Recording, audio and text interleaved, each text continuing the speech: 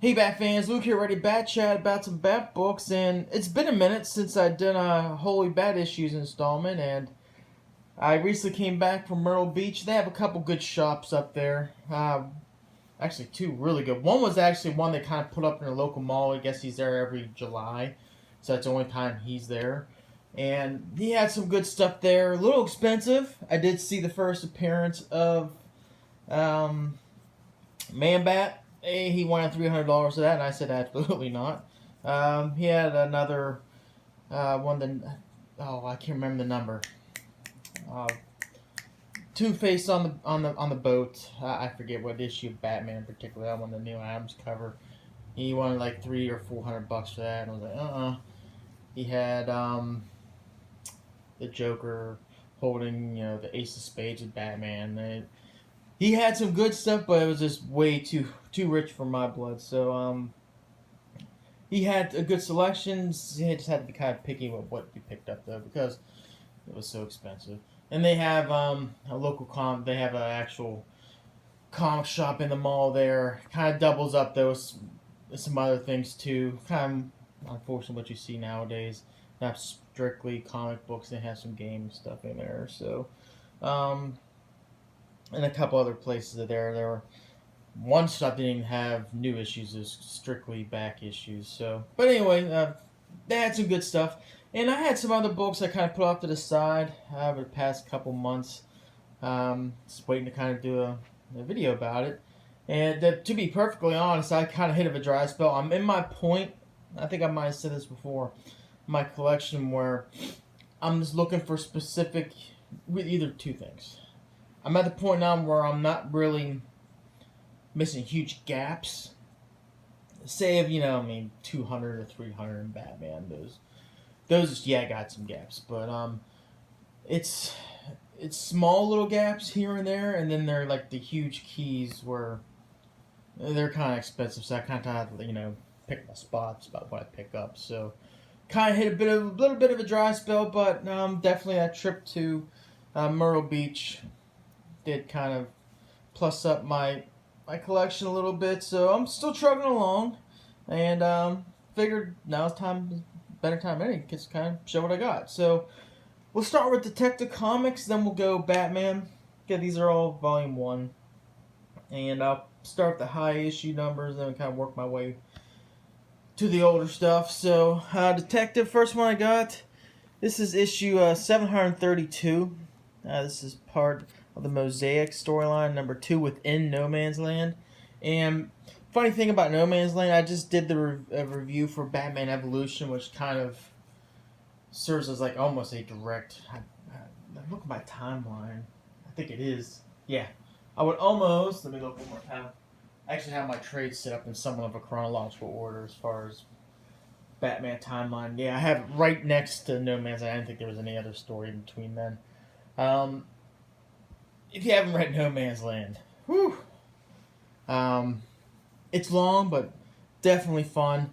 Cassandra Cain, Batgirl, enough said, really. So, written by Greg Rucka, which I just talked about in Evolution.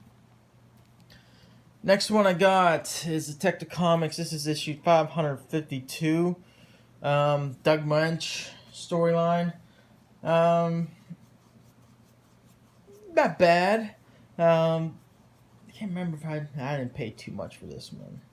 This is one of the ones I got. That guy I was talking about, he was typically a little more expensive. Not in great condition. There's a little bit of a nick here in the corner, but all in all, get in the collection. Next is Detective Comics. This is issue number 468. I was really reflecting on this the past couple of days.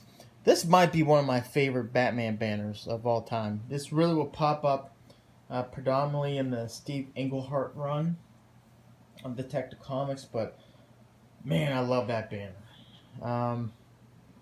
Yeah, good to have that one in here. Next one, Detective Comics. This is issue number 377. I think this is the third appearance of Poison Ivy. I'm not for sure in the modern era, but man, kind of like that. We'll see this in the next issue too. That banner, but just classic art, just classic. Dick Grayson with the Riddler and Batman. It just looks awesome to look at. So got that one. Next, last one for Detective. This is issue number 373. This is the second appearance of Mr. Freeze, and I almost want to say this is the first time he's called Mr. Freeze versus Mr. Freeze, I think he was before. Don't quote me on that second part, but I'm almost certain this is the second appearance of Mr. Freeze in the modern era, if you would. A nice cover. I dig it, and good to have that one in. Going into Batman, got issue number 582. To be honest, the first couple ones, these are Larry Hama issues, so shrugs. This is a Scotty McDaniel cover, so there's that. But yeah, 582. To be honest, really haven't done much to say about these couple ones. This is 581. I think this is also another McDaniel cover. I think, yeah. And next is 575. So yeah, I got all the Larry Hama issues out the way, and yeah, another McDaniel cover. Do like this. This kind of plays off in what they're doing now in the variant cover dresses, where it's just you don't see too much of the flashy, the name. Whereas now they just have name, creative team, issue number, whatever. It just really does really pop off the art on this cover. So yeah, 575. All right. Going back to No Man's Land, this is issue number 573. Yes, if you haven't read No Man's Land, Lex Luthor does show up in this. More in a way that you typically would think he'd show up. Just kind of be like, hey, I'll come in, Gotham's in shambles, I'll be the person that saves Gotham and bring it back. So, but think about No Man's Land, not too many of those issues where if you just look at them issue by issue, there's a couple, I take that back. But predominantly, you gotta look at No Man's Land on the whole. You really can't compartmentalize like a single issue and be like, man, whoa, that was just phenomenal. It's No Man's Land, it's built up and even goes back in some time, maybe do a timeline video, I don't know, but you go from No Man's Land to Cataclysm. Before that, you go into Legacy, and before that, go to Contagion, whatever. It's a story that was built and built and built on top of it and prepped for a very long time, and it's more the No Man's Land experience. So very few single issues in the No Man's Land saga will kind of stand out. Save a couple, but this is another one that just really did kind of just enrich the No Man's Land world at the time, Because staying with No Man's Land, this is issue 568. That one was also Rucka, I do believe. Yep, that was a Rucka issue. This is also Rucka with Dan Jurgens and Sienkiewicz, whatever. Yes, it's a Poison Ivy issue. This is a good one. Poison Ivy's part in No Man's Land, some like it, some not so much. I lean in the camp I liked it. Just kind of getting into the whole, dystopic environment Gotham was in at the time. So, but I always liked her entries in No Man's Land. Going to Batman 369. Deadshot is back. I can't remember the creative team on this, and to be honest, don't want to make this video too super long. I just know that the early days of Batman, going back to Englehart's revisioning of the character in the trade that collect all strange apparitions. The early Deadshot back then, it was just gold, just simply gold. So it's nice to have that one in there. Being that I'm a hockey guy, Penguin fan, huge Penguin fan, good to have a hockey issue. This is issue number 338. good to have this issue, but to me the coloring looks a little faded. Pages look a little yellow. It's not horrible shape. It's good shape. It's just this might be an upgrade issue I go after. This typically the way I work with Batman Volume 1. Issues 200 and above, I'd look to have in really good condition. Below 200, I'm just kind of, hey, I see it, I pick it up, whatever. As long as, everything's intact, all the staples are there, cover's not torn off, and, got like gaping holes. I kind of, assume risk 200 below. But 200 and up, I kind of expect a really good copy. Final. So this good enough for now. I might come back to it. Get an upgrade.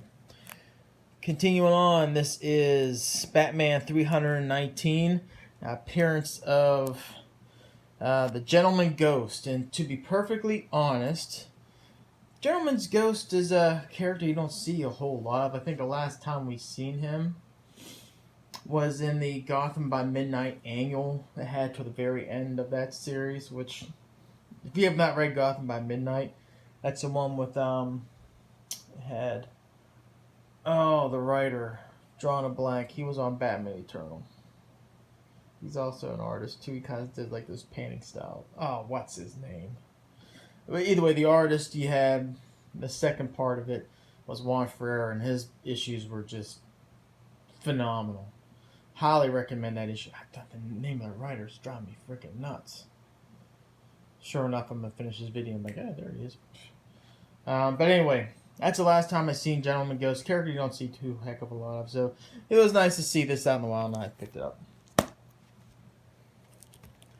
Next, this is issue number 306. Issue with the Black Spider. Oddly enough, Black Spider, I've been collecting all the Shadow the Bat trades. Shadow Bat will be the one issue or the one series.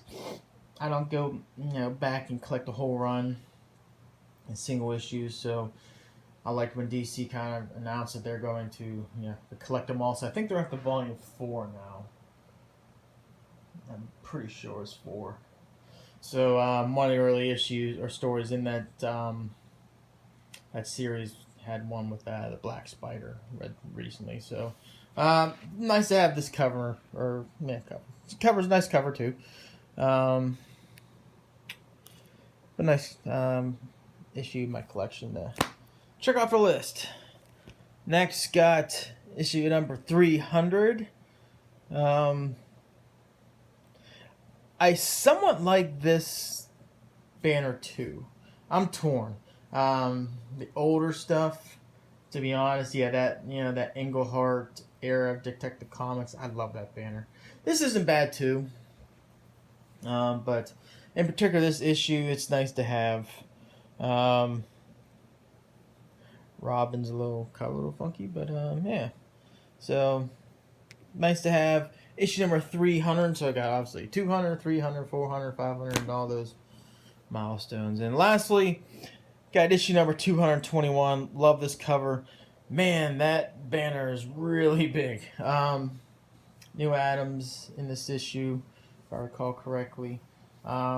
Just an awesome issue to have in my collection, and this one I paid a little bit for. Stumbled on it, but not a whole lot, but it wasn't cheap. But fair, to be honest. So anyway, those are books I picked up recently. Again, kind of in a rut, so I know these Holy Bad issues videos are kind of sporadic, but kind of like, might get these issues I come across, like to, get them in bulk, so I'm not just shooting a video with like 5 issues. That's kind of pointless. So get up a stack, I can kind of build up to make the video worthwhile. So anyway, until next video, take care.